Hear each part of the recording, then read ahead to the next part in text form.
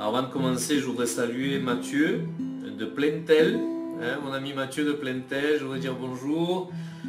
Mathieu, j'espère que tu vas bien. Je suis heureux de voir que tu t'es connecté avec nous à la chaîne. Sois béni vraiment Mathieu, et puis j'espère te revoir. On passe un jour en Bretagne pour te saluer, toi et toute ta famille bien sûr.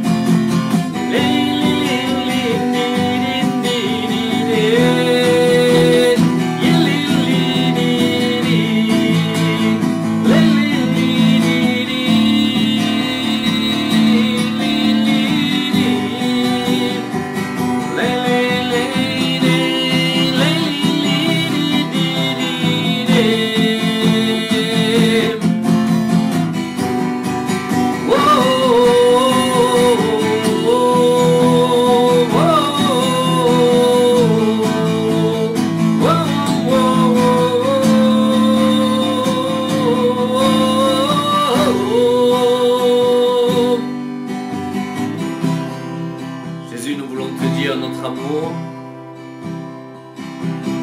Et nous reconnaissons, Seigneur, que tu es ce Dieu d'amour.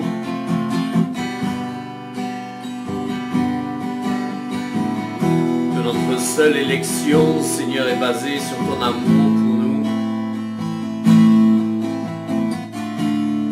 Tu nous as rachetés et aimés, Seigneur, le premier. Nous voulons élever ton nom, Jésus. Merci parce que nous savons que tu as pour nous, Seigneur, la gloire, l'éternité. Tu vas sécher, Seigneur, nos pleurs. Il n'y aura, Seigneur, ni maladie, ni honte au ciel. Et c'est ta lumière, Seigneur, qui nous éclairera. Oh, oh, oh, oh.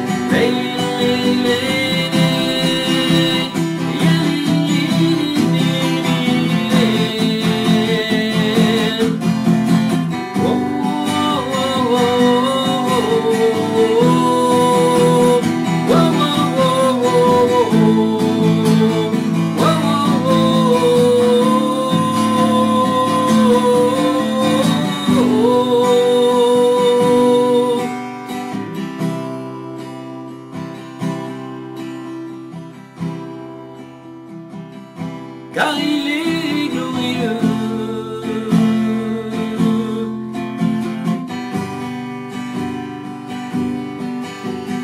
Digne de régner, il est l'agneau souverain. Il n'y a jamais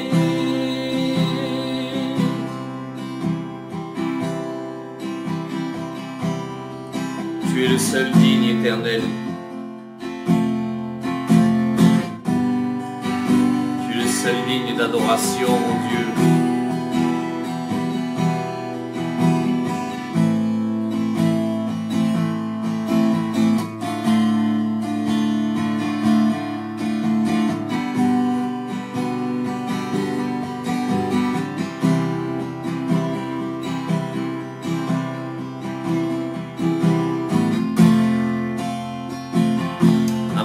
Lei kabaramai cetuli mapi impayon deli lei kambayo mama maya naridi lei kanjon teri mamrambaya nelli lei sombayo nelli lei kabio ceteri mamrambaya nelli lei kanjon teri mamrabaini sombayo nelli lei kayo ceteri mamrambaya nelli lei fabayo nelli lei kabio ceteri mabaya maya mapa baba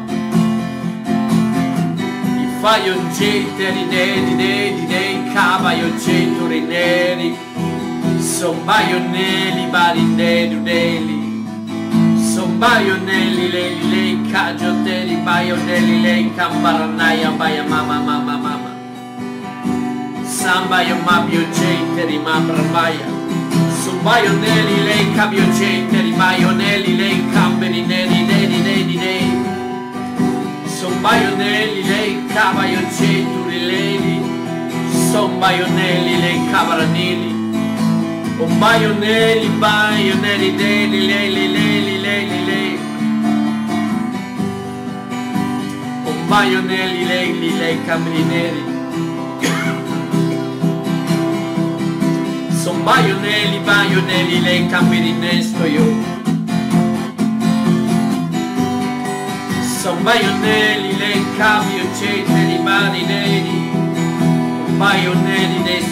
Maianelli, con lei le cabio ceteri babara nero, un baionelli lei cabio ceteri mapi, son baionelli lei cabio ceteri neri, car il est glorieux,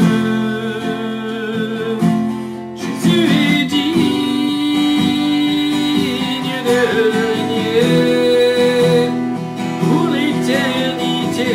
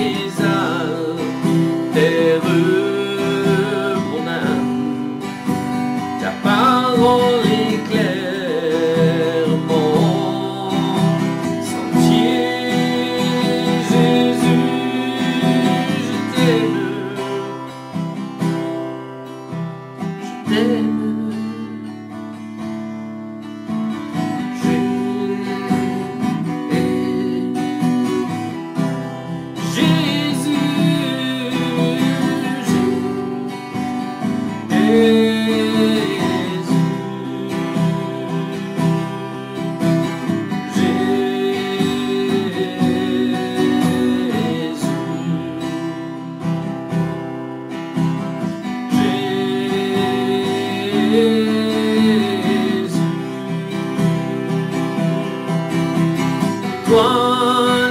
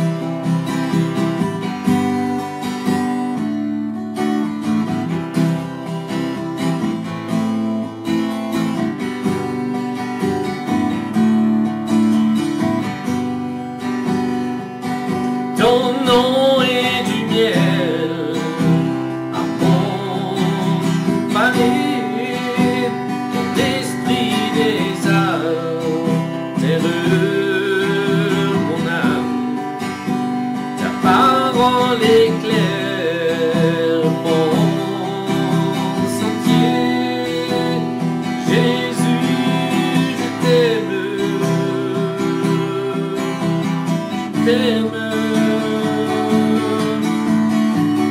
Ton nom est du miel à mon palais, l'esprit des altéreux mon âme, ta parole éclaire mon sentier. Jésus, je t'aime.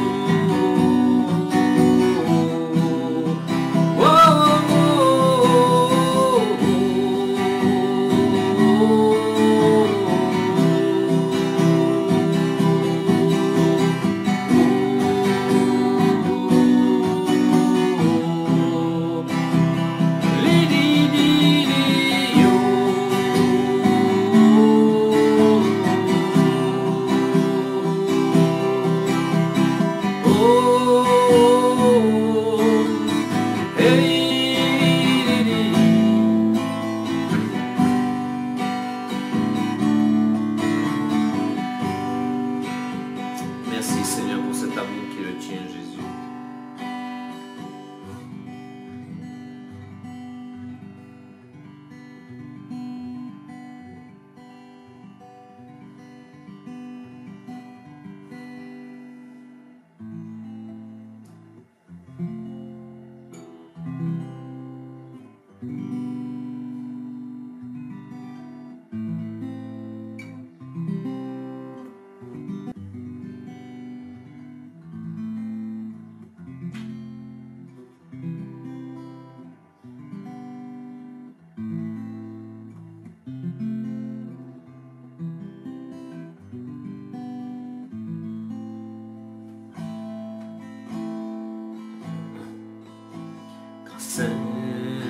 Infini de notre Dieu qui un jour m'a sauvé.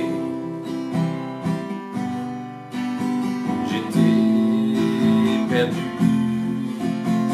errant de lieu en lieu, lorsqu'il m'a retrouvé.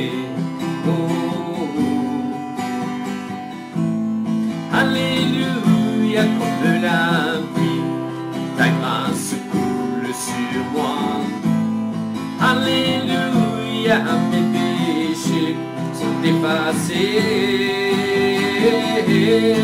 Alléluia, comme la pluie, ta grâce coule sur moi. Alléluia, mes péchés sont effacés.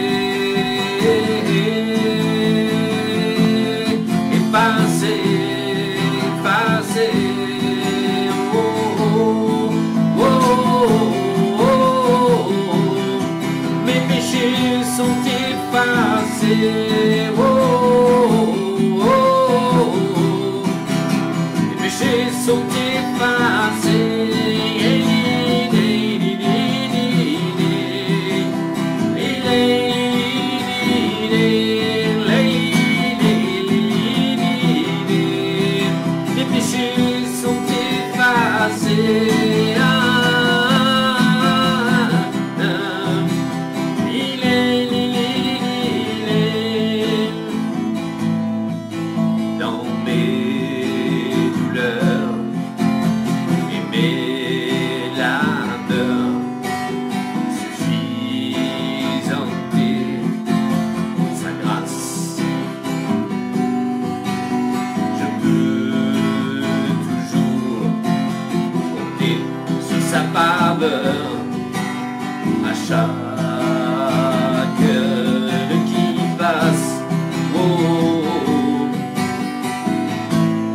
Alléluia, comme la pluie, sa grâce coule sur moi.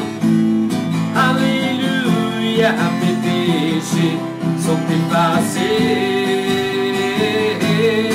Alléluia, la pluie, ta grâce coule sur moi. Alléluia, mes péchés sont effacés.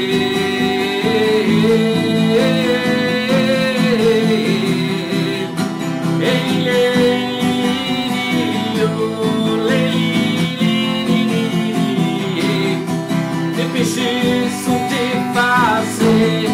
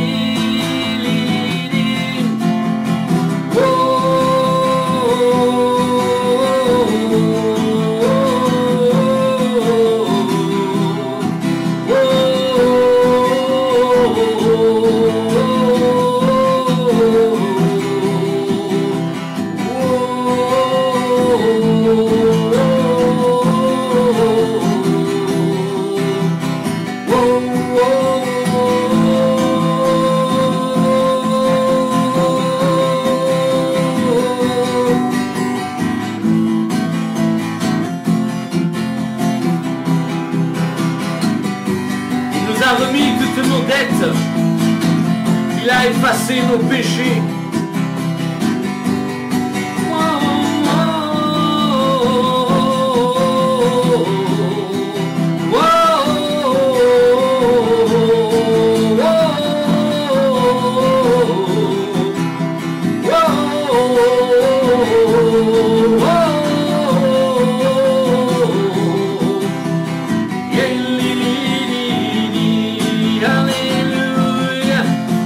Alléluia.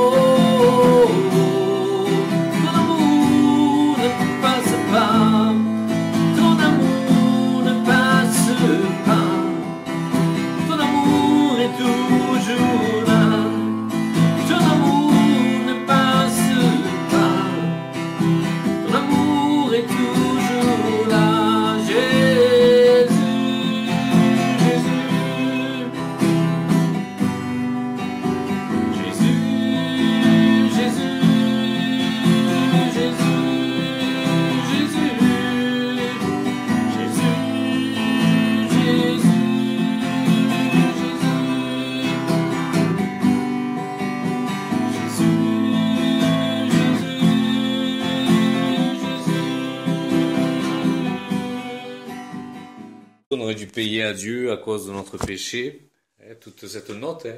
Et je me suis souvenu d'un événement, bon, pas très important. Un jour, je suis allé prendre un petit déjeuner dans un genre de bar, cafétéria, là.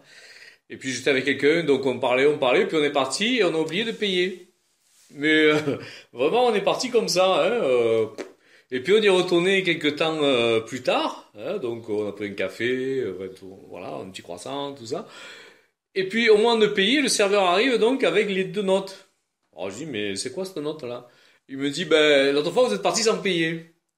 Donc on était tout honteux, on dit oh c'est terrible, on s'est pas aperçu de ça.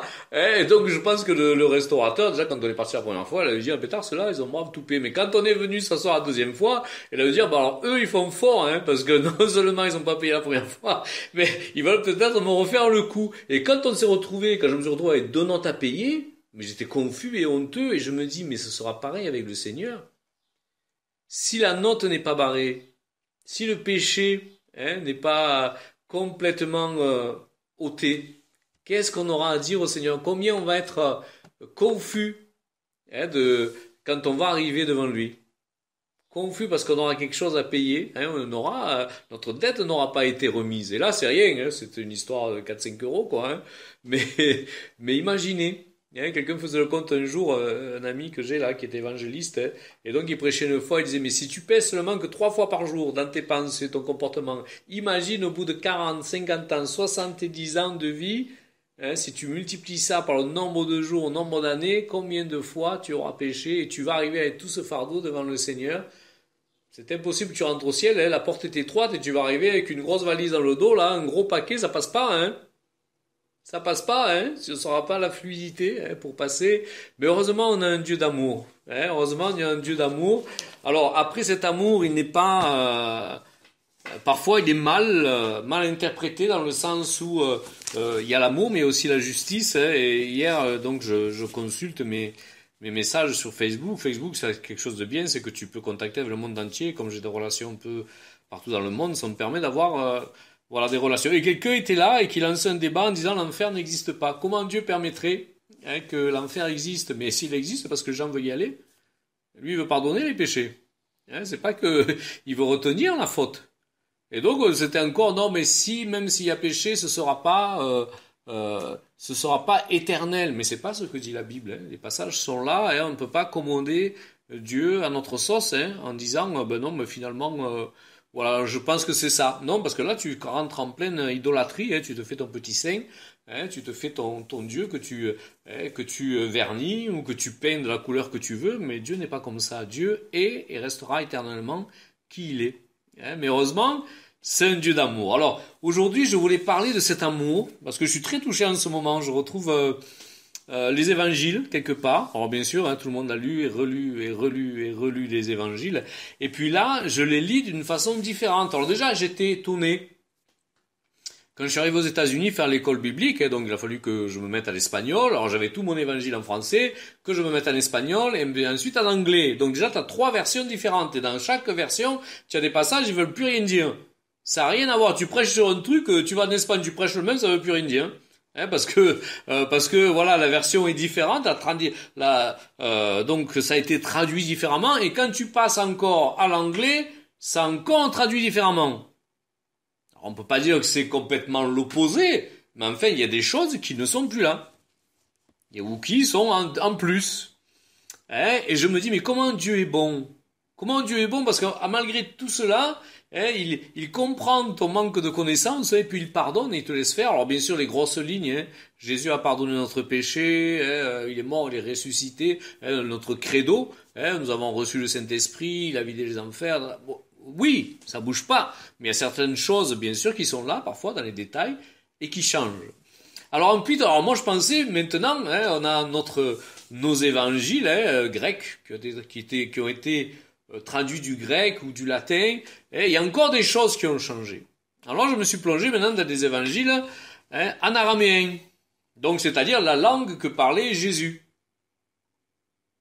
Donc là, c'est du tout cru, hein. C'est vraiment ce qu'il a dit. Il n'y a pas de changement de phrase. On n'a pas rajouté des mots pour que ça soit cohérent pour nous, parce qu'on n'a pas le même, on n'a pas la même, on n'a pas les mêmes syntaxes, on n'a pas les mêmes grammaires, hein. On n'a pas tout ça. Hein. Et donc, pour ceux qui parlent plusieurs langues, hein, vous le savez comme moi, hein, des fois tu apprends une autre langue et tu t'aperçois que c'est complètement différent, hein. Et donc, je suis étonné, et je retrouve un évangile d'amour avec des connotations et des points de contact dans toute la Bible. Hein, dans toute la Bible, parce qu'il y a aussi des références qui sont là, donc qui sont données avec le Cantique des Cantiques et toutes ces paroles qui sont là, mais on s'aperçoit que c'est une connexion, un fil conducteur, et ce fil conducteur dans les passages bibliques de l'Ancien Testament avec nos évangiles, c'est l'amour. Mais un amour très intime, puisque souvent et toujours il est comparé à l'amour d'un homme et d'une femme et aux relations intimes que peut avoir un homme et une femme. Et alors, je pensais à quelqu'un qui vient de recevoir le Saint-Esprit, et je ris quand je parle avec cette personne, parce que elle me parle de ce contact d'amour, elle connaissait pas le Saint-Esprit, elle le découvre, moi je ris, parce qu'elle me dit, est-ce que c'est normal? Je sens vers moi cette énergie, et j'arrête pas de bouger comme ça, et puis dès que je vais avec d'autres personnes et que je prie pas, je suis pas bien. Il faut que je rentre chez moi et que je prie. Mais c'est toute la nuit et c'est tout le jour. Je ne peux plus rien faire de mes journées. C'est magnifique, hein. Moi, je suis émerveillé. Ça me rappelle quand j'étais baptisé du Saint-Esprit. Je priais 8 à 10 heures par jour. Au boulot, j'étais que dans mon truc. Voilà. Donc, je mangeais pas. Je savais pas que ça voulait dire jeûner. Parce qu'il fallait que je prie, absolument. Et ça a duré des années. Alors, il y a vraiment cette relation, cette fusion que Dieu veut donner, veut nous donner cette ampleur, et parfois on l'a oublié. Notre évangile est devenu un évangile cartésien, ou est devenu un évangile de règles. Il nous faut prier comme ça, là on va voir ça. On n'a plus cette connexion. On n'a plus ce lien qui est là, parfois. On est devenu des professionnels de l'évangile. Ça veut dire ça c'est comme ça. Moi je me mets dans le temps, je ne suis pas en train de jeter des pierres ici, je me mets dans le temps. Des fois, mais parce que là, je m'en aperçois en retrouvant en fait la signification des textes araméens. Et donc c'est magnifique, hein. Et je me dis, voilà, Dieu est un Dieu d'amour. Je me souviens d'une expérience particulière que j'ai faite à ma conversion, où je priais dans ma chambre, où j'avais reçu ce contact avec le Saint-Esprit. Et puis, d'un coup, j'ai senti un amour qui est venu sur moi, et cet amour était palpable. Et je pouvais étendre les mains, toucher, et cet amour était là, il était palpable. C'était pas un sentiment, c'était pas une émotion, c'était pas quelque chose qui était venu, mais l'amour au ciel, avec cette expérience, j'ai compris que l'amour au ciel est quelque chose de vivant. Tout est vivant au ciel. Et la mort est rentrée avec le péché. Quelqu'un me disait, oui, mais la première personne qui a tué un animal, c'est Dieu. Je dis, oui, mais il a tué à cause du péché. Parce qu'avant ça, la mort n'existait pas. Et donc, toute la création a subi cette mort, toute cette création a subi cela. On s'aperçoit maintenant que les arbres parlent, que les champignons parlent, on s'aperçoit que, voilà, il y a tout un monde qui est là, duquel on a été coupé, duquel on n'est plus. On s'aperçoit que les planètes chantent, c'est la création, le dit la Bible, que la création chante à l'honneur de ta gloire. Et maintenant, on s'aperçoit que les planètes chantent. J'écoutais ça l'autre jour, je dis, mais c'est merveilleux. Donc on a vraiment perdu cette connexion d'amour, parce que la mort est rentrée dans le monde, parce qu'on a, nous aussi, un corps qui est appelé à mourir, et on a perdu cette connexion et cette relation avec l'amour. Et Dieu est amour. Et dans l'amour, rien ne meurt. Dans l'amour, rien ne meurt. J'écoutais une fois quelqu'un qui est allé au ciel, et vraiment ça m'a bouleversé. Et disait, donc la Bible, il y a marqué que Enoch a été emporté par Dieu. Alors le gars lui a demandé, mais comment ça se fait que tu as été aspiré? Et c'est parce qu'il aimait tellement Dieu qu'il ne pouvait pas mourir. Il était tellement proche de Dieu qu'il ne pouvait pas mourir. J'en ai pleuré pendant 3 jours. Et nous, Seigneur? Est-ce qu'on est tellement proche de Dieu qu'on ne va pas mourir, que Dieu va être obligé de nous aspirer?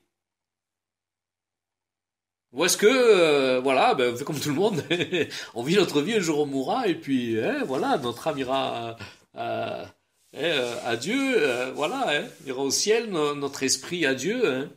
Mais est-ce qu'on a vraiment cette connexion et ce cœur à cœur, cette relation, on la recherche tous, mais tous avec notre faille, bien sûr. Mais je me dis, mais quelle relation extraordinaire devait avoir Enoch. Quelle relation extraordinaire, parce qu'il n'avait pas toutes nos vidéos sur Internet, il n'avait pas la parole de Dieu, il n'avait pas quelqu'un appelé pour l'être conseillé. C'était juste sa relation, son intimité, son cœur à cœur. Je me dis, waouh, Seigneur, comme on est loin, comment arriver à coller ça, comment arriver, Seigneur. Donc voilà, le fil conducteur de toute la Bible, c'est l'amour. Mais il nous faut retrouver la vraie signification de la parole que nous a laissée le Seigneur. Alors, je suis allé fouiller un peu dans l'araméen, là, tout ce qu'on nous dit. J'ai trouvé des choses extraordinaires. qu'on ne trouve pas quand on lit. Alors, par exemple, dans Matthieu 5.3, voici ce qu'il est marqué. Matthieu 5.3, « Heureux les pauvres en esprit, car le royaume des cieux est à eux. » On a tous lu ça, moi des fois je me suis gratté la tête, ça veut dire quoi pauvre en esprit. Alors, on raisonne, ça doit vouloir dire ça ou ça, voilà, celui qui a qu'un esprit, c'est celui de Dieu. Voilà, donc moi, je me suis souvent posé la question. Après, tu te fais ton interprétation et tu penses que c'est la bonne. Mais là, le verset original, le mot heureux, a une autre signification en fait, qui a été traduit heureux, mais ce n'est pas heureux. Il aurait été traduit par « ils ont le bien ». Heureux les pauvres en esprit, c'est « ils ont le bien les pauvres ». Et le bien, dans la Bible, ça signifie Dieu. Donc c'est complètement différent. Donc parce qu'ils ont le bien, parce qu'ils ont Dieu, parce que le bien est appelé, Dieu est appelé le bien aussi, donc en araméen, donc parce qu'ils ont Dieu, en fait, ce sont des pauvres en esprit. Bon, alors, le mot pauvre, alors, tu te dis, mais alors, si tu as Dieu, tu es pauvre, tu ne comprends pas. Alors, on va voir un peu plus loin ce que ça veut dire aussi. Alors, ils ont le bien, c'est Dieu, ce qui signifie le bonheur, la source de tous les biens. Quand tu as tous les biens, quand tu as Dieu, tu dois avoir tous les biens. Tu es complet. Et dans le psaume 87, 7, et ceux qui chantent et ceux qui dansent s'écrient, toutes mes sources sont en toi. Et ceux qui chantent et ceux qui dansent s'écrient, toutes mes sources sont en toi. Alors bien sûr, ils chantent et ils dansent parce qu'ils ont Dieu et c'est devant Dieu. D'ailleurs, on s'aperçoit souvent que quand une personne reçoit le baptême du Saint-Esprit, ce n'est pas traduit par une personne qui s'enferme dans sa chambre, qui est triste, qui n'ouvre pas les volets et qui s'apitoie sur elle. Mais sûrement, mais tout le temps, c'est des joies, c'est des débordements. La personne a envie de chanter, d'adorer, d'écouter des louanges. Il y a cela parce qu'elle s'est reconnectée à la source. Elle est re-rentrée dans le jardin d'Éden. Elle s'est reconnectée à la source. Alors il y a un pasteur qui racontait une fois, c'était le pasteur de Michel Chevalier, c'est Michel qui m'a raconté ça une fois, que quand ils priaient dans l'intercession, quand ils étaient dans l'intercession, en fait, tout à coup le pasteur disparaissait. Donc tu imagines, il manque quelqu'un dans la pièce, tu l'as vu disparaître devant toi. Et puis il revenait, et lui il continuait à prier. Et il disait qu'à ce moment-là, il re-rentrait dans le jardin d'Éden. À ce moment-là, il re-rentrait à la source. Il revenait à la source. Et c'est ce qui se passe pour nous. Peut-être on n'en a pas conscience, mais tu reviens à la source quand tu reçois le Saint-Esprit. Et lui, ça se manifestait comme ça. C'est un signe que Dieu voulait donner.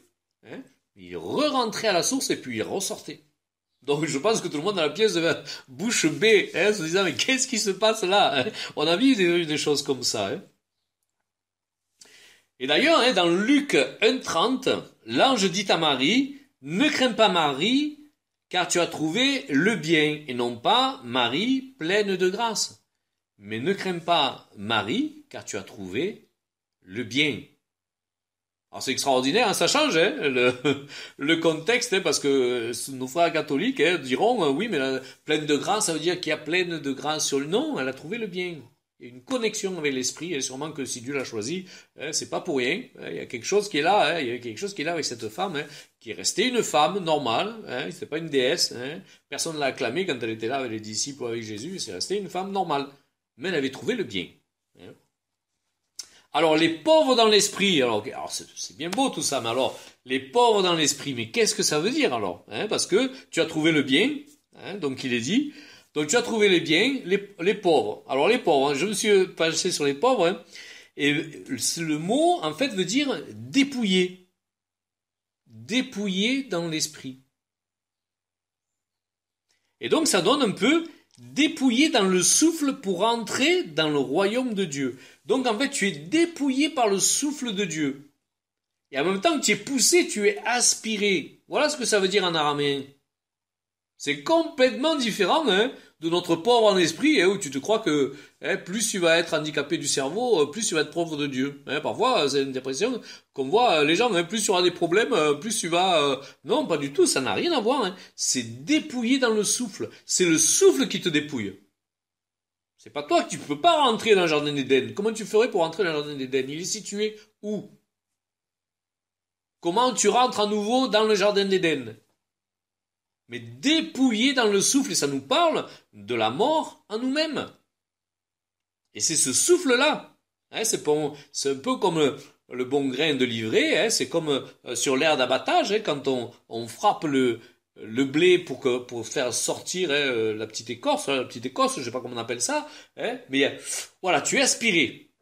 Tu sors de l'intérieur, tu es aspiré par l'esprit. Et donc ça veut dire ça, dépouillé. Heureux, ils ont le bien, dépouillés dans le souffle pour rentrer dans le royaume de Dieu. Ça n'a plus rien à voir. Ça n'a plus rien à voir avec ce qu'on a lu et récité des milliers de fois. C'est fou, Et on l'a prêché, on a entendu des prédications là-dessus, on l'a lu 10 fois, puis Dieu nous a jamais rien dit. C'est maintenant qu'il y a certaines personnes qui commencent à rechercher l'araméen, parce qu'on va aller toujours plus loin et plus profondément dans la parole de Dieu, qu'on s'aperçoit de cela. Mais je trouvais que c'était magnifique d'être aspiré par le souffle d'amour de Dieu.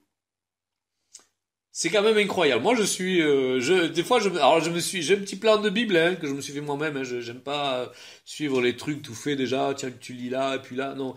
Donc, je me suis imposé quelques chapitres par jour, mais j'y arrive pas. Des fois, je reste sur une page pendant 3 ou 4 jours. Je lis, je relis, je cogite, mais c'est extraordinaire. Et donc, c'est étonnant de voir que, par exemple, dans les textes anciens, le mot esprit est féminin. Le roua, le souffle de sainteté. On l'a mis au féminin, parce qu'on a l'impression, le Père, le Fils et le Saint-Esprit, tout est masculin. Et les femmes, pendant des siècles, se sont ressenties rejetées, parce que tu as l'impression qu'il n'y en a que pour les masculins dans la Bible. Il n'y a rien pour le féminin. Mais le souffle, donc en araméen, le souffle, qui est le souffle de sainteté, est en fait donc féminin. Alors dans le baptême de Jésus, il est dit que le Saint-Esprit descendait sur lui comme une colombe. Et la colombe, dans le Cantique des Cantiques, est un symbole féminin. Le bien-aimé, l'épouse. La tradition juive évoque cette respiration amoureuse dans le Cantique des Cantiques, au chapitre 1, au verset 2, qu'il me baise des baisers de sa bouche. Et par le baiser, c'est l'échange de l'esprit. Dans la tradition juive, le baiser en araméen, c'est l'échange de l'esprit. C'est le souffle avec le souffle. Nous, on parle de lien d'âme en délivrance, parce que bien sûr, si tu as embrassé des personnes qui n'étaient pas ton mari avant ta conversion et des choses comme ça, ou ton épouse, il y a un échange de souffle. Donc, à cette époque-là, on disait que ça passait par le baiser. Parce qu'il y a vraiment cet échange de souffle qui est là. Qu'il me baise des baisers de sa bouche. Et donc, il y a cet échange d'esprit, de souffle. C'est pour cela aussi que, à la fin d'une cérémonie de mariage, on dit, les mariés peuvent s'embrasser.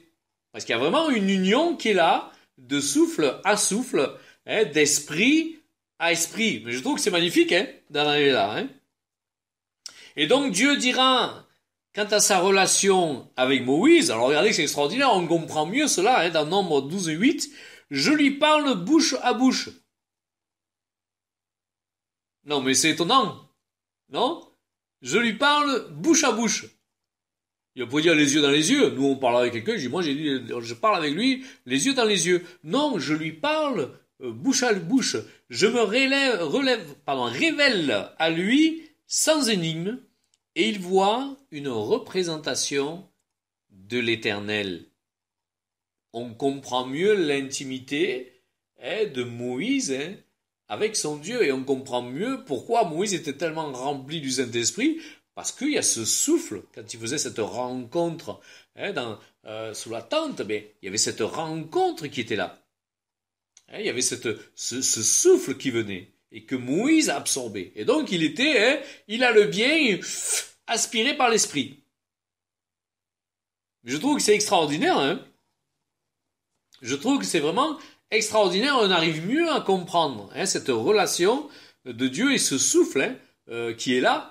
Ce souffle qui est là, donc avec Moïse, qui reçoit ce souffle de Dieu. Dans le psaume 2,12. Baisez le Fils de peur qu'il ne s'irrite et que vous ne périssiez dans votre voie. Alors moi, c'est un texte qui m'a toujours étonné. Je dis, tiens, pourquoi il faut baiser le Fils?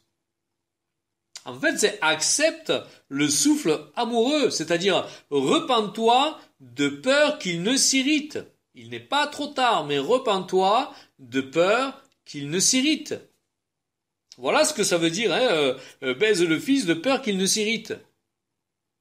Reçois son souffle qui va t'aspirer dans le royaume. Ne reste pas où tu en es, mais va plus loin.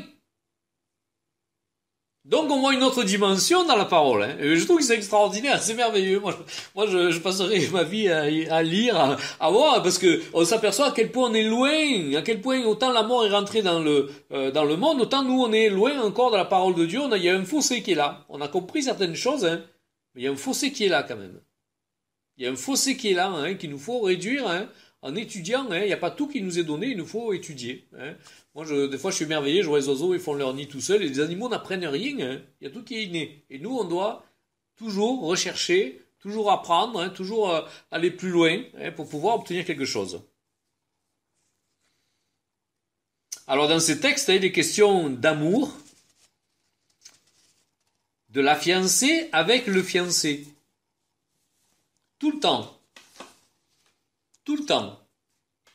D'ailleurs, je lisais un commentaire sur Thomas, alors je ne choquais personne, mais c'est dans la Bible. Thomas, ça veut pas... Bon, nous, Thomas, c'est le gars incrédule. Thomas, on a cette image, dès que tu parles de Thomas, c'est ouais, le gars est incrédule, quoi. Mais Thomas, dans le texte hébreu, ça veut dire le jumeau, dans le texte araméen.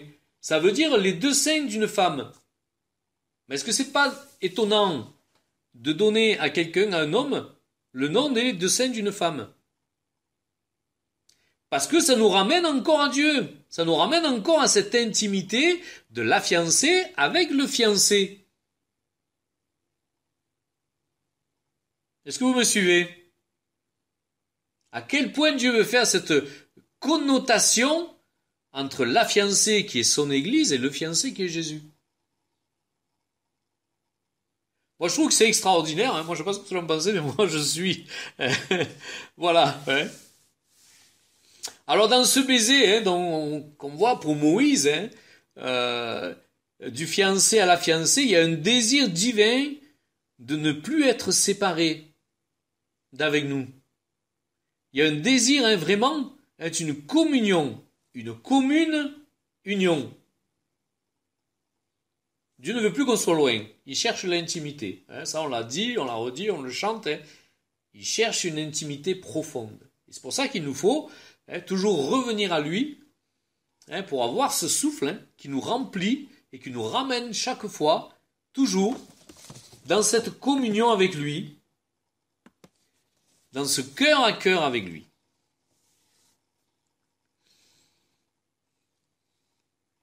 C'est pour cela que l'adoration à un autre Dieu est considérée comme de la prostitution. Parce que il y a tellement de cœurs, Dieu crie dans tout l'Ancien Testament, Dieu crie cet amour pour son peuple. Dieu le crie. Parce que quand tu vas adorer quelqu'un d'autre ou tu adores quelqu'un d'autre avant ton Seigneur, pour lui c'est de la prostitution. tu embrasses un autre souffle. Tu embrasses un autre souffle. Donc tu reçois un autre esprit. C'est extraordinaire, hein? Comme tout s'explique et comme tout s'articule, hein? Bon, des fois, j'avais des personnes qui me disaient, oui, en délivrance, oui, mais c'est pas grave, j'ai juste embrassé. J'ai dit, c'est grave. Si, c'est grave. Alors même si tu n'as pas tout le truc là dans ta tête, hein, c'est grave parce que tu t'aperçois qu'il y a un échange de souffle qui est là, une autre intimité qui vient, et Dieu veut ton intimité, toi et lui. Il veut personne d'autre entre. L'intimité, c'est toi et lui. Il n'y a personne au milieu. Alors on va lire un passage dans Jean 3.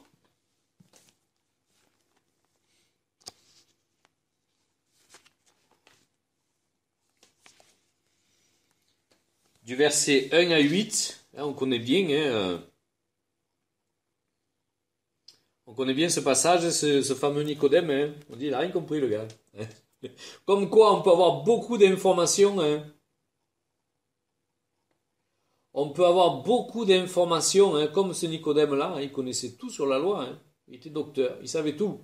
Il avait passé toute sa vie à expliquer la Torah, à expliquer la loi de Moïse. Mais le gars, finalement, il n'avait rien compris. Et nous, on peut être pareil, hein. Moi, je vois des gens, parfois, c'est séminaire sur séminaire, séminaire sur séminaire. Mais ils sont creux, hein. Tu as plein d'informations. Est-ce que ça fait grandir ton intimité? Tu tapes, ça fait toc, toc, toc. Et tous les pasteurs avec qui je parle te le disent, hein, la France, c'est le pays des séminaires, tu peux rien construire avec les gens. C'est que l'émotion, et voilà. Mais à un moment donné... Tu as eu ton émotion 2 jours, là, le temps du séminaire, après tu es encore vide, il faut encore aller te recharger ailleurs. Pourquoi? Parce que tu n'as pas l'intimité. Toc, toc, toc, il y a quelqu'un, non, il n'y a personne. C'est redevenu vide, il faut aller encore se recharger. Hein? Alors que si tu vas dans ta chambre, hein, moi des années on m'a dit, mais Jean-Paul, on va à Toronto, on va là-bas, tu es venu? Non, moi j'ai ma chambre, voilà, j'ai pas besoin d'aller là-bas. Et après ils venaient encore pour que je prie pour eux. Je dis, vous revenez de Toronto, vous revenez de tous ces endroits où il y a des réveils, là. Quand est-ce que tu te remplis? Je parle d'un récipient qui n'est pas fissuré. Il est fissuré parce qu'il n'y a pas l'intimité après. Donc ça ne peut pas garder. Hein, le vase qui est derrière moi, là, je ne sais pas si vous le voyez, voilà. C'est une fissure, ça ne garde rien. Hein. Alors on va voir ce texte-là. Il y a un homme d'entre les pharisiens nommé Nicodème, un chef des Juifs, qui vint, lui, auprès de Jésus, de nuit, et lui dit, « Rabbi, nous savons que tu es un docteur venu de Dieu. » Donc tout le monde le savait, hein, car personne ne peut faire ces miracles que tu fais si Dieu n'est pas avec lui. Jésus lui répondit, « En vérité, si un homme ne naît de nouveau, il ne peut voir le royaume de Dieu. » Il répond carrément à côté du truc, hein, il répond même pas à la question. Jésus, il n'en a rien à faire de qui le croie, que Nicodème, et non. Lui, il va directement au but. En vérité, je te le dis, si un homme ne naît de nouveau, il ne peut voir le royaume de Dieu. Nicodème lui dit, comment un homme peut-il naître quand il est vieux? Peut-il rentrer dans le sein de sa mère et naître? Jésus répondit, en vérité, je te le dis, si un homme ne naît d'eau et d'esprit, il ne peut entrer dans le royaume de Dieu. Ce qui est né de la chair est chair, ce qui est né de l'esprit est esprit. Ne t'étonne pas que je t'ai dit, il faut que vous naissiez de nouveau. Le vent souffle où il veut. On en revient à cette aspiration du souffle divin. Dont je parlais tout à l'heure, cette aspiration qui fait, il est le bien, pauvre, non pas pauvre, aspiré par l'esprit. Le vent souffle où il veut, il entend le bruit, mais tu ne sais d'où il vient, ni où il va. Il en est ainsi de tout homme, qui est né de l'esprit. Donc il nous faut naître de l'esprit, et il nous faut garder cette communion, ce souffle, de bouche à bouche, cette intimité. Dieu le crie dans toute la Bible, il veut l'intimité avec nous. Et donc, il nous faut naître, mais pas naître pour après que ce soit sur la courbe de la naissance, ça monte et puis hop, ça redescend. Non, tu restes en vie. Tu as la vie et tu entretiens ça avec une vie dans l'esprit. Mais là, il en est ainsi de tout homme qui est né de l'esprit, de ce souffle, de cette aspiration divine qui t'entraîne dans le royaume de Dieu. Il faut nous laisser entraîner dans le royaume de Dieu. Alors je ne sais pas si vous avez eu l'occasion de faire de la voile, ou même parfois il y a du vent. J'habitais dans le sud de la France où il y a le Mistral. Quand il souffle, il souffle. Moi je me rappelle, j'avais quelqu'un de ma famille qui était très très mince, c'est vrai ce que je vous dis. Et quand elle partait faire les courses, elle mettait toujours dans ses poches des choses très lourdes. Alors c'était l'époque où il y avait ces gros ceinturons à la mode là qui pesaient 1 kilo pièce. Elle me remplissait ses poches et disait quand je passe dans cette rue, il y a tellement de vent qui me projette sur le mur. Et c'est vrai, la personne faisait 50-55 kilos. Elle était très fine, mais il y avait un tel vent, il y avait un tel couloir dans cette rue qui faisait que le vent s'engouffrait. C'était terrible, tu pouvais faire le tour que d'affronter cette rue parce que c'était terrible.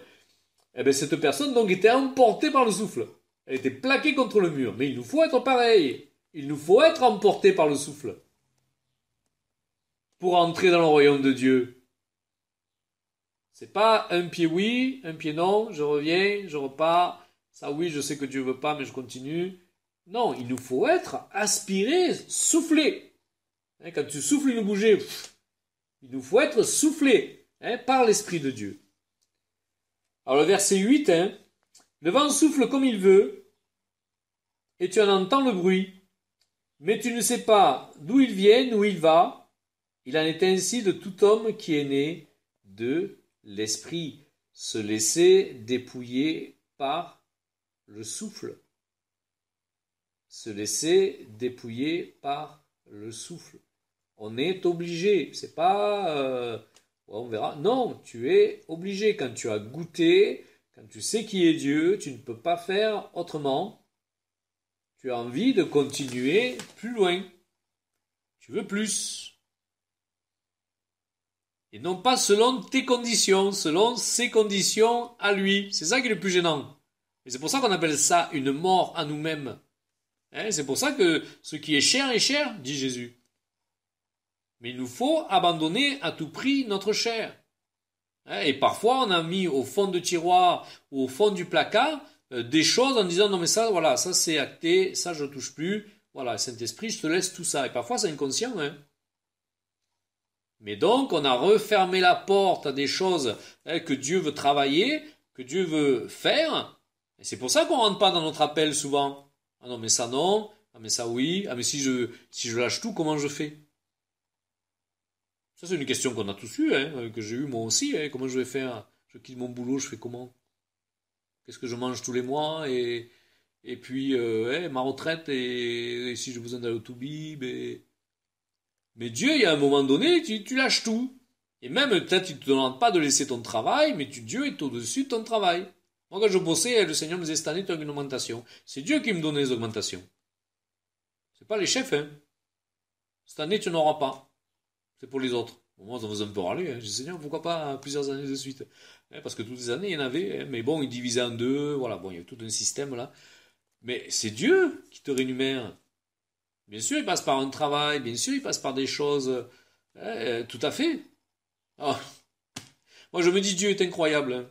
Hier, je parle avec quelqu'un qui m'appelle, qui était absent depuis un certain temps. Elle me dit un peu tout ce qu'elle a vécu avec le Seigneur. C'était super. Et elle me dit, mais dans quelle ville tu vas aller habiter, au fait? Je dis Alicante. Ah, mais figure-toi que je connais quelqu'un, c'est le responsable du port d'Alicante. C'est un port énorme, de tout le port. Elle me dit, oui, mais c'est incroyable, je pensais à toi, il fallait que je te le dise, je veux te présenter cette personne-là. Mais je me dis, mais comment il fait le Seigneur? Comment il arrive à joindre les deux bouts? Moi, Dieu est incroyable. Une fois, j'avais un devoir à faire pour l'école biblique et il fallait, ils appellent ça les généraux de Dieu. Je trouve que c'est un peu pompeux. Voilà, des hommes qui ont vraiment servi le Seigneur, qui ont bouleversé des nations, qui ont amené des centaines de milliers ou des millions de personnes au Seigneur. Genre Anacondia, voilà, beaucoup de personnes comme ça. Et ces hommes qui ont marqué des générations, on en parlera encore si le Seigneur est parvenu dans X temps. Comme des exemples, pas parce qu'on les adore, mais comme des exemples. Et donc, il me fallait faire un travail sur un général de Dieu. Oh. Alors moi, j'aimais bien Anacondia, j'aime toujours beaucoup Carlos Anacondia. Hein. Et dit, tiens, il faut que je fasse un truc sur lui. Mais comment je vais faire? Je connais pas, je suis dans un pays de 300 millions de personnes. Comment je vais rencontrer Anacondia qui habite en plus en Argentine? Et moi, je suis en France. Je suis aux États-Unis, pardon. Hein. Alors voilà, donc j'avais ça qui me trottait dans la tête, j'ai prié, j'ai dit, Seigneur, il me faut rendre ce devoir, comment je fais? Je me disais, les autres, comment ils vont faire? Donc voilà, je vais dans une réunion, on était à peu près 2000 personnes là, et à la fin, donc tout le monde se lève, c'est la fin de réunion, et donc moi j'étais debout, et je regardais un peu à gauche, à droite, et je vois un gars qui me regarde de loin. Salut, j'ai vu de loin, salut, salut. Je dis, mais qui c'est lui? Donc je m'approche, hein. J'ai dit, on se connaît? Ah, il me dit, peut-être, il me dit, alors je dis, tiens, là, je suis allé là, je fais ça. Non, non, lui pareil, je ne saurais pas, non, non, non, pareil. Je dis, mais c'est comment ton nom? Il me dit Elias. Je dis, ok, mais Elias comment? Il me dit Elias Anacondia. Ding, moi ça m'a fait. J'ai dit, comment ça, Elias? Anacondia, l'Anacondia, l'Argentin? C'est ton papa? Il me dit, oui, oui, c'est mon père. Alors là, je suis resté scotché. Comment Dieu fait des rencontres pareilles? Et lui, il était persuadé de me connaître, et moi, j'étais persuadé de le connaître aussi. On s'était jamais vu. Donc c'est extraordinaire quand même. Hein. Donc il m'a invité chez lui, il fêtait son anniversaire en même temps que le mien, hein. Donc on a fêté notre anniversaire et puis après il m'a fait une interview sur son père. Donc j'ai eu une des meilleures notes à l'école. Mais je dis mais comment le Seigneur fait? Mais tu sais pas où tu vas, tu sais pas d'où tu viens, mais Dieu fait les connexions et Dieu réalise les choses. C'est extraordinaire quand même. Mais il nous faut nous laisser aspirer par le souffle. Et quand tu es aspiré par le souffle, tout ce qu'il y a derrière, tu le laisses. Hein. Tu te retournes pas pour regarder, hein. Tu laisses. Moi, il y a pas longtemps, je suis allé chez une personne de ma famille qui me garde encore des affaires, elle me gardait des trucs dans une pièce, là. J'ai dit, bon, tu jettes tout. Allez, tout ce que j'ai ramené de telle mission là-bas, tous les machins, on jette. On vend, tu donnes et on jette. Moi, j'ai ce que j'ai là, voilà. Mais si on s'attache, si on est tellement attaché à cette terre, on prend racine, hein. Alors moi je vous dis pas de brûler la maison, et c'est pas ça que je vous dis, hein. Mais ton cœur, pour être aspiré, hein, ton cœur, si tu as harponné de partout, si tu as jeté des flèches de partout, hein, comment tu fais? Donc voilà, hein. Alors d'ailleurs, écoutez, je parle des flèches là, mais alors, vous savez ce que ça veut dire Torah? En araméen, ça veut dire lancer des flèches. C'est extraordinaire, hein. Et quand tu parles de la parole de Dieu, tu lances des flèches, en fait. Tu lances et tu lances des flèches. Donc, on est loin de la Torah, c'est la loi. On est loin de ça. Mais c'est la vie. Tu lances des flèches de vie. C'est extraordinaire, hein. Alors, je vais raconter une blague. Un jour, j'étais avec un cercle d'amis, là. Et il fallait, alors je sais pas comment le jeu est sorti là, il fallait dire quelque chose et les autres devaient deviner si c'était juste ou pas. Donc, comme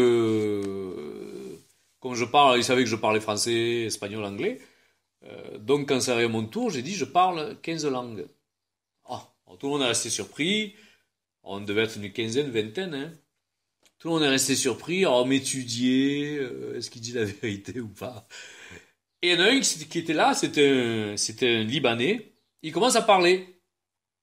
Une langue que je comprenais pas. J'ai dit ça, c'est de l'araméen. C'est parlé dans le sud Liban, sur un petit village dans une colline au sud Liban. Le gars, il reste comme ça. Il me dit, mais c'est vrai ce que tu dis. C'est de l'araméen et je l'ai appris dans ce petit village en haut Non, voilà, donc, moi, je dis ça, mais ça me rappelle l'araméen. Je me dis, mais le Seigneur, des fois, tu fais des trucs, c'est même pas que c'est le Seigneur, hein. Donc, voilà, donc, c'était, voilà, bon. Je me dis, le Seigneur est incroyable. Alors, Nicodème est invité à se laisser dépouiller par le souffle amoureux. Tout ce qu'il a appris ne lui servait à rien. Tout ce qu'il savait ne lui servait strictement à rien. Il a passé une vie à étudier pour rien. Il n'avait pas le contact. Regardez Paul, c'était la même chose.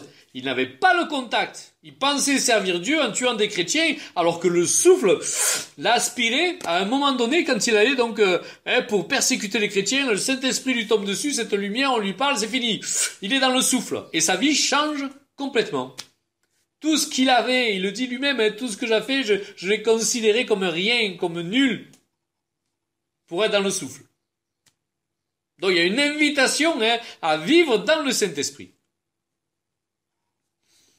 Alors Jésus n'a pas choisi la facilité, puisqu'il nous a choisi nous. Donc il n'a pas choisi quelqu'un qui correspondait bien. Et on est tous différents ici, par notre passé, culture, nos connaissances, notre arrière-plan, même spirituel. On est tous différents. Et donc il choisit pas la facilité. Il va aller choisir des gens, parfois même très compliqués. On s'aperçoit même dans la Bible, Dieu il choisit des gens avec des caractères parfois en béton, quoi. Quand vous regardez Pierre, quand vous regardez d'autres, tu te dis, mais putain, il a pas fait de la facilité. Et Dieu est comme ça. Il ne va pas choisir dans la facilité, mais il va regarder à ton cœur. Est-ce que le souffle va pouvoir t'aspirer? C'est ça qu'il regarde en fait. Est-ce que tu vas laisser le souffle? C'est ça, c'est la seule chose qui l'intéresse en toi. Ton désir de vérité, il va pouvoir t'aspirer pour te mener plus loin. N'oubliez pas qu'il lui a dit, j'enverrai mon Saint-Esprit, vous conduira dans toute la vérité. Mais si tu veux pas de cette vérité, il peut envoyer le Saint-Esprit toutes les fois, ça va, ça va faire des vagues, Il va venir, tu vas être en haut, puis tu vas être en bas encore nouveau.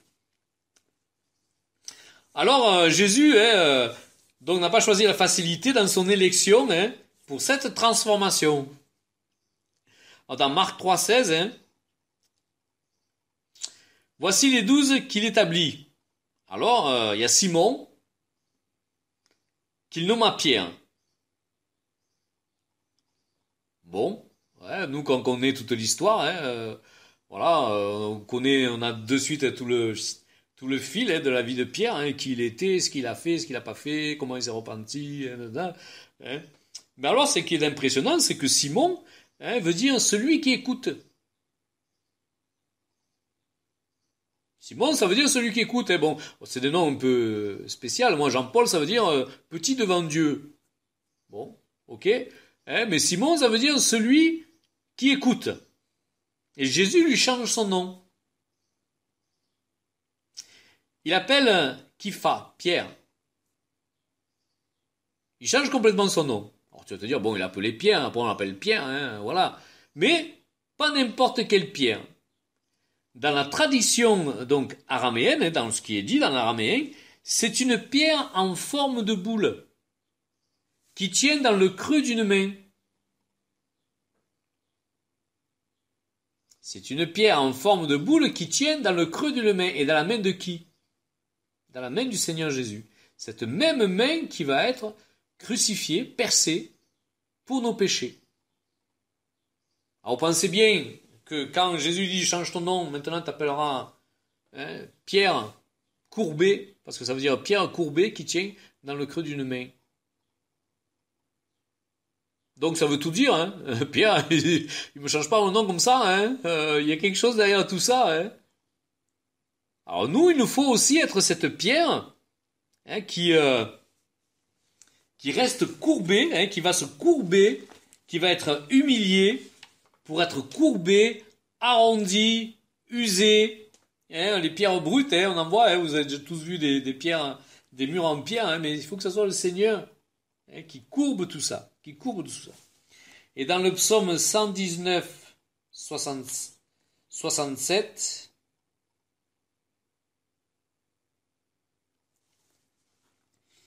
car je vois tes commandements, avant d'avoir été humilié, je m'égarais. Maintenant, j'observe ta parole. Avant d'avoir été humilié, je m'égarais. Maintenant, j'observe ta parole. Et il nous faut, nous aussi, pierre vivante, être courbés. Il nous faut aussi être humiliés, arrondis, transformés, malléables, pour être dans cette main qui est la main du Seigneur, comme pour Pierre. Comme pour Pierre.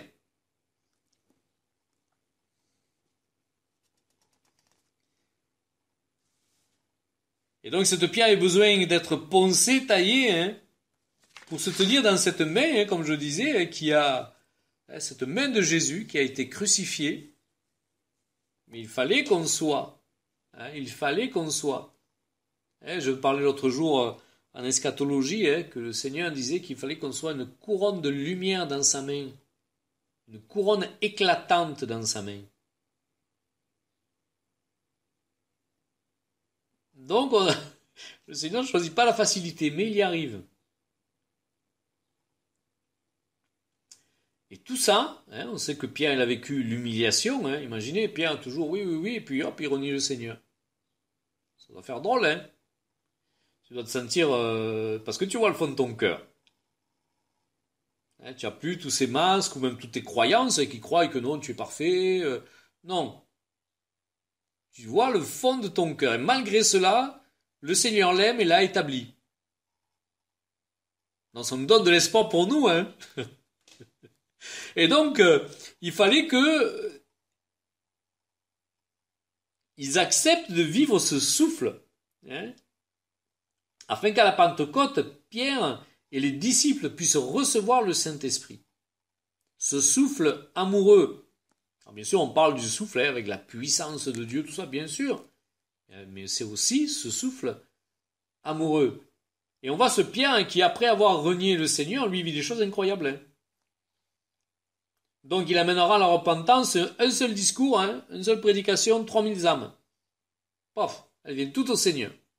Alors tu te dis, imagine-toi, du jour au lendemain, tu te retrouves avec 3000 personnes, quoi. T'as pas de planning, t'as pas d'endroit où les réunir, tu te retrouves avec 3000 personnes du jour au lendemain. Un peu comme Moïse, il s'est retrouvé devant des millions de personnes du jour au lendemain.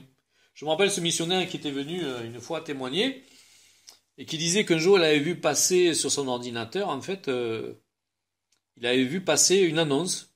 Dans cette annonce, on disait « Venez acheter votre esclave ».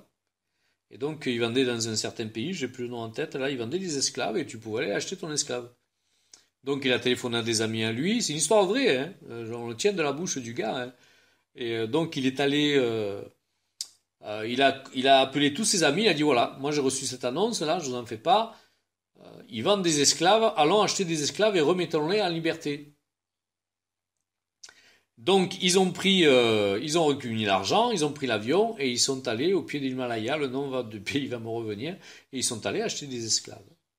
Du jour là, donc il a traité avec tous les vendeurs d'esclaves du coin, qu'ils allaient faire des incartades donc en Inde et qui volaient des femmes, enfants, ils rasaient des villages et donc ils les vendaient en esclavage. Et les esclaves chrétiens étaient plus chers que les autres. Pas parce qu'ils étaient meilleurs, mais ils disaient comme ça, toute leur vie vont rester dans un esclavage dur avec nous. Imagine un peu. Donc ils sont arrivés là-bas, ils ont contacté les gars de la pègre, là, ils ont dit voilà, nous on veut acheter des esclaves, combien ça coûte, et donc ils se sont aperçus qu'ils pouvaient acheter 500 esclaves. Et ils ont acheté 500 esclaves. Et ils ont dit en premier lieu, on prend des chrétiens. Donc ils ont pris tous les chrétiens, et il leur restait de l'argent, ils en ont pris d'autres. Et donc, ils ont dit, maintenant, on va acheter des terres, et là, on va donc leur construire des maisons. Ils ont acheté des matériaux. C'est une histoire vraie que je vous raconte. C'est pas un truc comme ça, lu dans un bouquin. Le gars était assez connu. Et donc, ils ont commencé là, en fait, à faire un village. Ils ont mis ces personnes-là. Et donc, il a dit, la première fois qu'il y a eu une implantation chrétienne, c'est ça. Mais Dieu a utilisé le mal pour un bien. Mais le gars, il s'est retrouvé du jour au lendemain possesseur de 500 personnes. Il était le maître, il était le gardien de 500 personnes en rien de temps.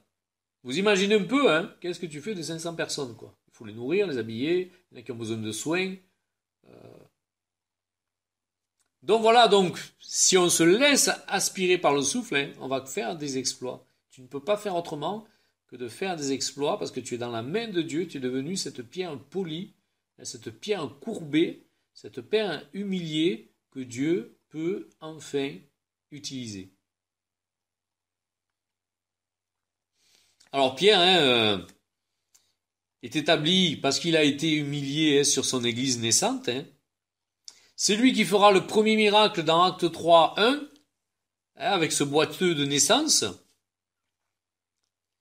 C'est par lui que par sa prédication dans Actes 10, 44-45, qu'il apporte la délivrance et qu'il apporte en fait la porte du salut, qui ouvre la porte du salut aux païens. Parce que souvenez-vous que jusqu'à présent, dans leur esprit, c'était simplement les Israélites qui avaient droit d'être sauvés, qui avaient droit à ce Dieu dans tout un contexte polythéiste. C'était les seuls qui avaient un Dieu, donc il n'y avait qu'un seul Dieu, c'était des monothéistes. C'était les seuls à l'époque. Mais ce Pierre, parce qu'il n'a pas refusé de se laisser courber, Dieu l'utilise extraordinairement dans beaucoup de choses en peu de temps. Parce qu'il aura accepté ce souffle amoureux et qu'il comprend que Dieu est amour. Il comprend, après ce pardon, que Dieu est amour. Est-ce qu'on a encore cette définition, ou est-ce qu'on a encore l'accusation, la culpabilité, ou est-ce qu'on comprend que Dieu est amour? Et ça bouleverse Pierre. Ça le bouleverse complètement. Et Dieu peut l'utiliser.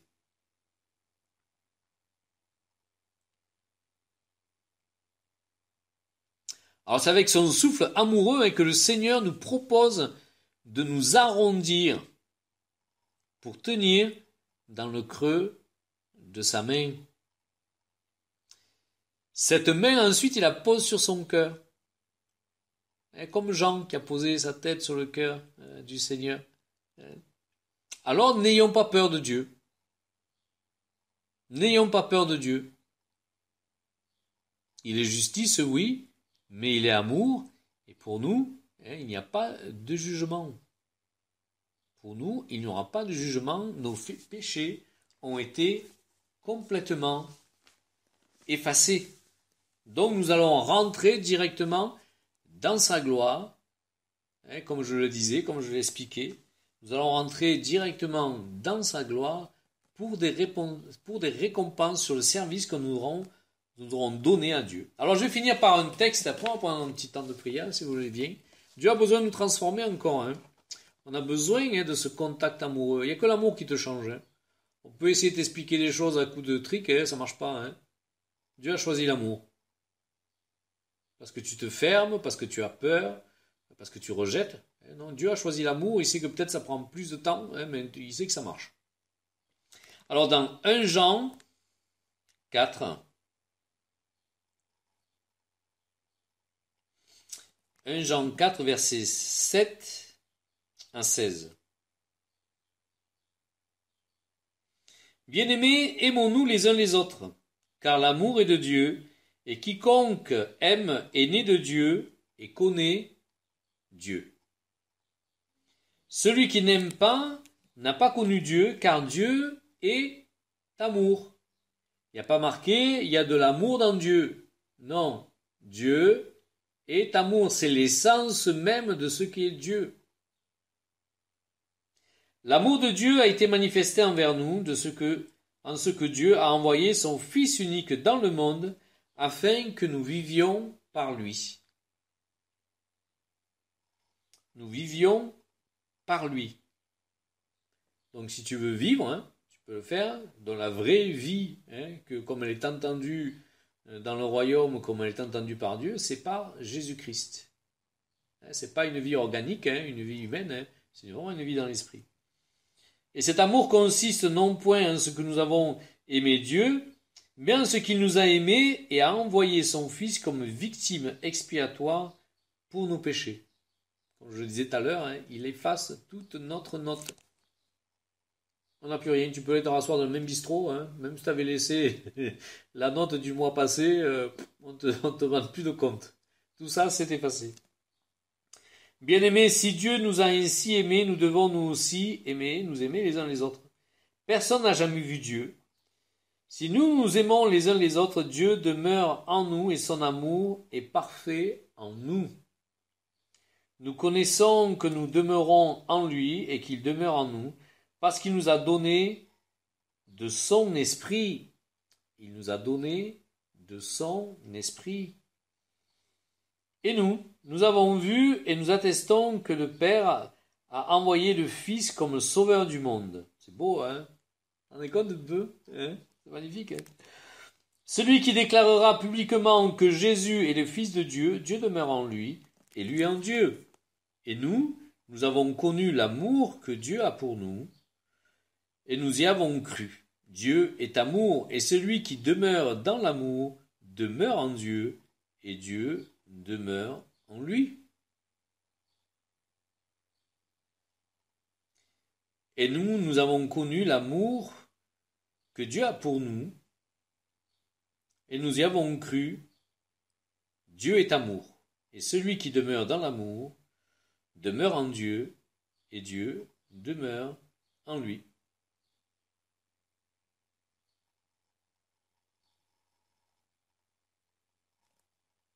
Et plus loin, il est écrit, la crainte n'est pas dans l'amour, mais l'amour parfait bannit la crainte, car la crainte suppose un châtiment, et celui qui craint n'est pas parfait dans l'amour. Donc bannissons les craintes de Dieu. Les accusations qui peuvent être là parfois, ces choses-là, ça ne vient pas de Dieu. Il n'y a pas de crainte. Il n'y a pas de crainte dans l'amour de Dieu. Il n'y a pas de crainte.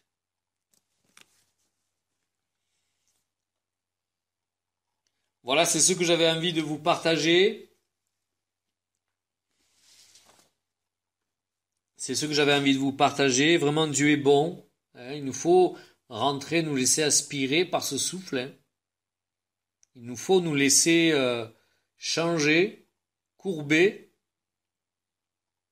par ce couple, par ce souffle. C'est-à-dire par ce couple. Oui, on fait partie d'un couple spirituel avec Dieu, avec Jésus qui est notre fiancé. Il nous faut nous laisser aspirer. C'est la seule chance qu'on ait de voir le royaume de Dieu. Jésus le dit, si tu n'es pas de nouveau, tu ne vois pas le royaume de Dieu. Et donc il nous faut demeurer dans cet amour, il nous faut demeurer dans ce souffle, dans son écoute. Moi, il m'est arrivé parfois d'aller dans la montagne et puis je disais rien. J'écoutais simplement le vent. Puis ça te vide la tête quelque part et puis tu commences à écouter Dieu. On a besoin du souffle. On a besoin du souffle de Dieu. Donc je vous invite à prier déjà maintenant pour ce souffle, pour un renouvellement dans l'esprit. Vous savez qu'il y a un immense réveil qui arrive en France. Il ne sera pas dans 20 ans. Moi, ça fait 20 ans que j'en entends parler. On s'est un peu assoupi, on dit, bon, écoute, ok, quand il arrivera, il arrivera. Mais là, c'est de plus en plus près avec tous les événements actuels. Et il nous faut être prêts. C'est pas par notre chair qu'on arrivera à toucher les gens. Ce qu'ils ont besoin, c'est d'un amour, d'un souffle, d'un renouveau. Et ce souffle-là, c'est le Saint-Esprit. Donc on va prier. Je vous invite à prendre le micro, à prier aussi. Je vais commencer, si vous voulez bien, pour que vraiment on soit changé, transformé en son image. Jésus s'est fait chair, mais il n'est pas chair au ciel, il est esprit. Donc il nous faut être transformé. Il nous faut être transformé à son image. Seigneur, nous venons vers toi. Nous venons vers toi, Seigneur, parce que nous avons besoin de ce souffle. Nous confessons, Seigneur, que nous voulons être toujours plus attirés par ton Saint-Esprit, que nous désirons, Seigneur, être toujours plus près de toi. Nous confessons, Seigneur, que nous nous sommes éloignés. Alors parfois, nous avons fermé des portes qui font, Seigneur, que ce souffle, Seigneur, ne peut pas passer, que ce souffle ne peut pas venir, Seigneur. Et dans les actes, Seigneur, il y a ton vent qui est venu, qui a fait trembler, Seigneur, ce lieu où il se tenait. Et c'est le vent de ton esprit. Et nous voulons, nous aussi, Seigneur, être attirés par ce souffle. Nous désirons, Seigneur, te rencontrer et être dans une intimité tellement plus profonde, tellement plus grande, tellement plus puissante. Nous voulons être attirés, Seigneur, à toi. Nous voulons être amoureux. Si notre premier amour s'est refroidi, Seigneur, nous voulons être amoureux à nouveau. Et nous désirons, Seigneur, que le souffle de ta bouche entre dans notre bouche, Seigneur. Parle-nous bouche à bouche, Seigneur. Parle-nous bouche à bouche, papa. Que nous puissions aspirer, Seigneur, ce souffle amoureux pour être transformés dans les profondeurs de notre cœur, pour être renouvelés, Seigneur, pour être habités par toi. Nous te demandons cela, Père, dans le nom de Jésus. Amen.